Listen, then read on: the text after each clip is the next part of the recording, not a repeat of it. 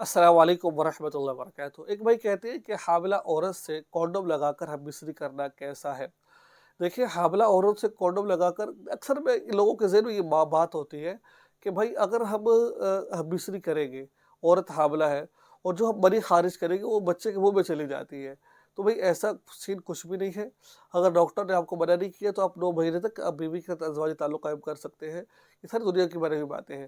اگر آپ discharge condom لگا لیں، کوئی حرج کی بات نہیں ہے، لگا کے کر سکتے ہیں، کوئی حرج کی بات، لیکن اس وجہ سے لگا رہے ہیں تو پھر ایسا کچھ نہیں ہے۔ لگا لیں، وہ آپ دل کو سمجھانے کے لیے، تو کوئی ایسے مسئلہ نہیں ہے، لیکن بات یاد رکھیں کہ آپ حاملہ بیوی کے ساتھ ازدواجی تعلق قائم کر سکتے ہیں اگر کسی ڈاکٹر نے منع نہیں کیا آپ کو۔ اگر کسی ڈاکٹر نے منع کیا تو پھر آپ نہ کریں یہ کام، اور اگر اس کو درد ہو رہا ہے، ڈاکٹر نے منع کیا تو نہ کریں۔ اگر منع نہیں کیا تو 9 ماہ تک بھی آپ ازدواجی تعلق قائم کر سکتے ہیں اپنی زوجہ کے ساتھ، اور اس کے لیے کونڈوم استعمال کریں نہ کریں اس میں کوئی ایسا مسئلہ نہیں ہے۔